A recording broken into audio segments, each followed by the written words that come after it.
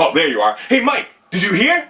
Winter Brawl 7 is actually an EVO qualifier. EVO? EVO?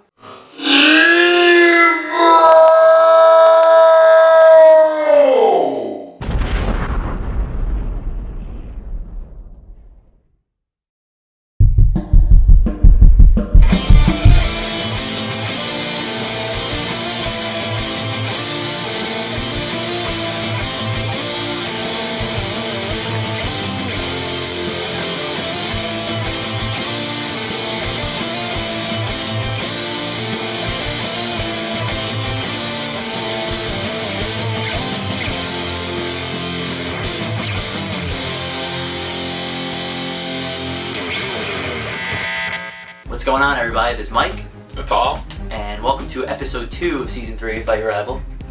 As always, we have a lot of exciting stuff, so we're gonna get right into it. Yeah. Alright guys, here you go. The Rushdown. The Rushdown. The biggest news in the FGC right now is Winter Brawl 7 is an official Road to EVO tournament. Yes, which is huge news. If you guys don't know, when the Road to EVO got announced this year, there's a lot of controversy because it was just SoCal Regionals, NorCal Regionals, UFGTA in the Midwest, and CEO in Florida. Yeah. No Northeast. No love for the East. Yeah, for one of the biggest scenes, New York, Jersey, Philly. And a lot of people were mad, people were confused, they didn't know why, and people came up with crazy conspiracy theories, so much drama, but SRK decided to show us some love here in the Northeast, and Winter Brawl 7 is officially a Road to EVO event. That means if you do well, you could actually get some EVO points and qualify, so if you're in the Philly area, New York area, Tri-State area, practice up, get to Winter Brawl February 23rd, and get a spot at EVO. Since we're already on the road to EVO, we might as well let you guys know who actually won the 8th spot. Yeah. And the winner was Super Smash Bros. Melee. Yes, yeah. Which is crazy news. A game that's like 12 years old on the GameCube and is the official 8th game at EVO. Huge shout out to the whole community for raising well over 200 grand in breast cancer research money, and more on that later. Yeah, Melee is the official 8th game. Now, Skullgirls had a very good run. They did. That's actually a game I was hoping would win because I always feel like it deserved more support. Yes. And I really like Mike Z. I like the game. Luckily, the EVO staff decided to still throw the Skullgirls scene a bone, and there is going to be kind of an official side tournament. That's sweet. It's pretty sweet. Very awesome news. They're throwing some money in there, some prizes. So, even though Skullgirls might not be an official EVO game, it's definitely, if you're a Skullgirls player, you should definitely make it out to EVO. Yeah, and hopefully by then, maybe the DLC character that they mentioned recently, Squiggly could be there. Yeah. Mike Z announced that the first DLC character is in the works. The character's name is Squiggly. You've probably seen photos of her battling out with Sarabella, but it's actually going to happen. So cool, we're finally getting new DLC for Skullgirls. New Skullgirls content. Great news. So good news for Skullgirls. Bad news for PlayStation All-Stars. Yeah. If you're wondering what the bad news is, unfortunately, the company that developed the game, Superbot Entertainment, are no longer going to be working on PlayStation All-Star Battle Royale. Yeah. Now, that doesn't mean that Superbot Entertainment was completely dropped by Sony. There were some layoffs, but they are still working with Sony and they will work on future projects, but anything else that goes on with PS All-Star Battle Royale is in Sony's hands, specifically. Yes. I definitely wish the best of luck for all the Superbot guys. Yes. Especially since they are comprised of a lot of fighting game community people. I know they picked up Clockwork, Ed Ma, who are 2 longtime fighting game veterans. And I don't know if those guys are still with the company, but I just hope they manage to recoup from this and keep making good games. Superbot Entertainment is one of their newer development companies that have been trying to make their footprint in the FGC. And let's not forget about NetherRealm Studios. They're the guys who brought us Mortal Kombat 9. So they want their sophomore release to be epic, and we all know their sophomore release is coming out in April, and it's Injustice: Gods Among Us. Can't wait. If you guys don't know what it is, it's a complete DC fighting game.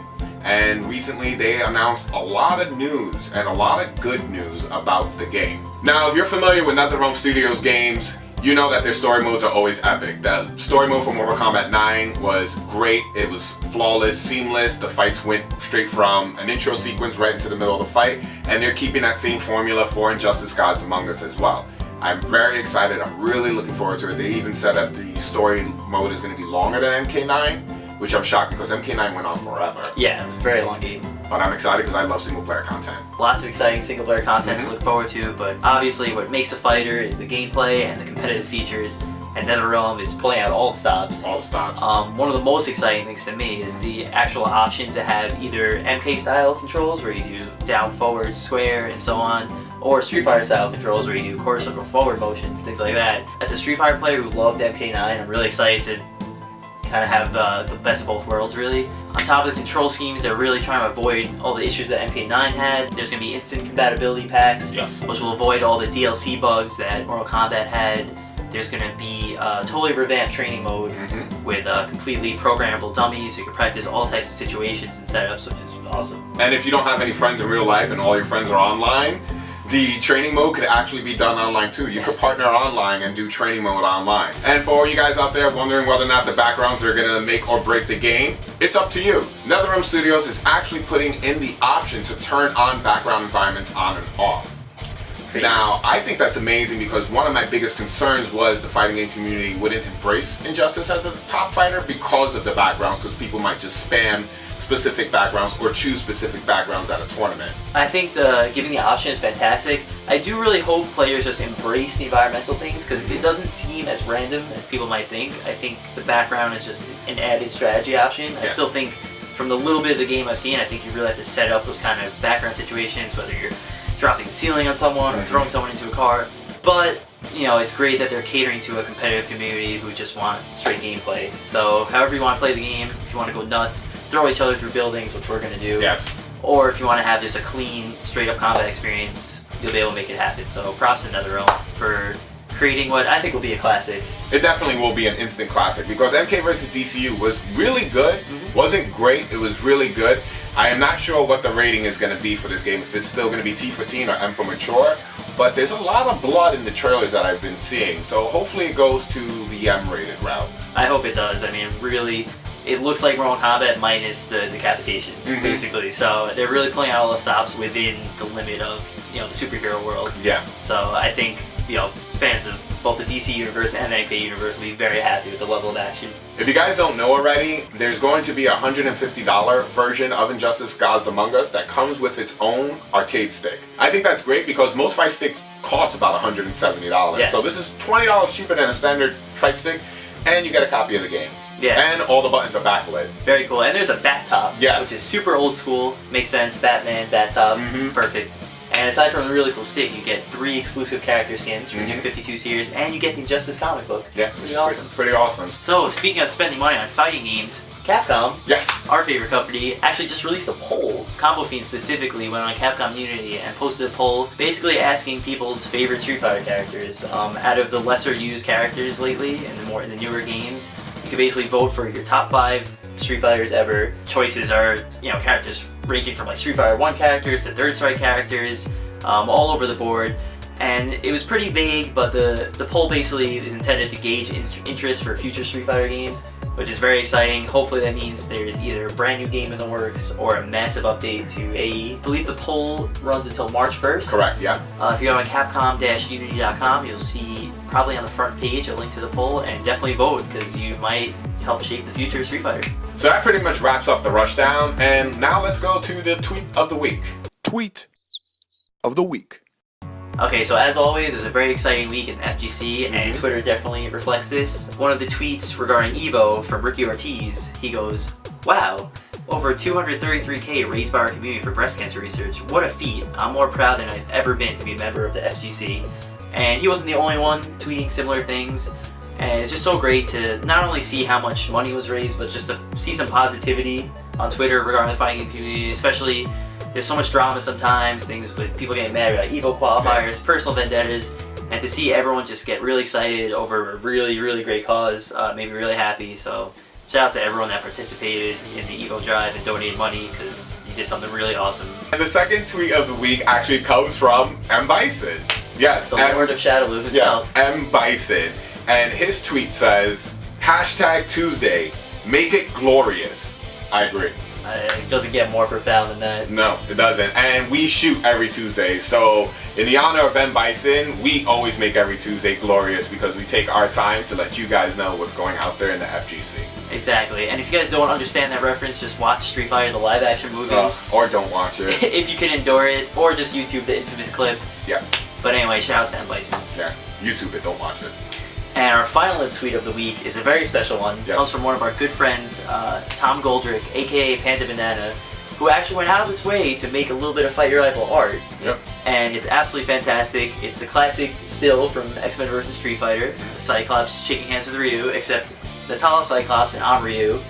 That's my childhood dream come true. It's really hilarious. Shout outs to Tom. Not only is he a good friend of ours, but he's actually a content creator as well. Yes. Follow him on YouTube. He always makes a lot of vlogs and covering all types of games. So definitely check his stuff out. Shout out to Panda Banana, and that is easily the best thing on Twitter all week. You know, that picture's a bit random, Yeah. but we like random here at Fight Your Rival. Random's the best. And that actually brings us to our newest segment, Random Select. With Random Select, we're actually going to talk about things that we do that's not fighting game related. Yes. Do things that aren't fighting game related? Exactly. Shockingly enough, we do things non-fighting game related. So, Mike, what's your Random Select for the week? My Random Select for the week is actually, ironically, very fighting game related, but still worth mentioning. It's the actual official Injustice comic book. And it's very well done. I think you could get it in print or in 3 separate digital editions. I think each digital edition is $1 a piece. Yes. Yeah. So it represents actually this alternate DC reality that the game's going to be based in. Heroes are pit against heroes. Good guys become dictators. The comic lets you really understand more of why that all happens. You know, it's not done very often that one medium is the prologue to another. And I can safely say that I'm even more excited to play the story now of Injustice, which usually I don't say about a fighting game. I gotta ask Natal, what have you been enjoying outside of the FGC lately? Well, my Random Select of the week is actually a TV show I've been watching. It's Kevin Bacon's new TV show, The Following. Yeah, Kevin Bacon. If you guys are wondering, no, his penis is not visible during the show. If you do want to see his penis, that most people do, check out his movie Wild Things or Hollow Man. There's tons of frames for you to pause and make wallpapers out of and enjoy and embrace. But this show is not about that. This show is about a murderer.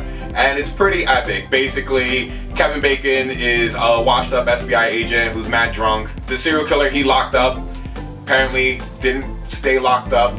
And he's like every other typical serial killer. He has a group of followers. They don't like to be called a cult. That do his bidding. And every week Kevin Bacon's 1 minute too late and somebody dies, which is pretty awesome. So guys, remember, Kevin Bacon, The Following. It's pretty epic. I definitely recommend it. So enough talk about Kevin Bacon. Let's go back to what really matters, the FGC. And here's this week's Player of the Week. Player of the Week. Now, the Player of the Week is not actually a player itself. It's actually players, plural. And it's for the SRK staff and the FGC. Yes. In total. So as we mentioned before, the EVO donation drive is officially over, and over $230,000 was raised towards breast cancer research, which was incredible. People say fighting gamers are cheap, they're poor, they're broke, they're lazy, and we managed to band together and raise a ton of money for a great cause. And this wouldn't be possible if it wasn't thought up by the Shoryuken staff. Yes. Speaking of the Shoryuken staff, I also would like to highlight them once again for, you know, giving the Northeast a qualifier with Winter Brawl 7. So, you know, they definitely, in a lot of different ways, they made a lot of people happy this week. And, you know, from the breast cancer research to expanding their EVO road, they're really doing the right thing. Thanks again, SRK. Thanks again to FGC. And that pretty much wraps up this episode of Fight Your Rival. Yep. This is Natal from Fight Your Rival. This is Mike from Fight Your And Rival. remember, guys, Keep fighting. keep fighting. Hey, Mike. Ready? Yeah. Oh my god.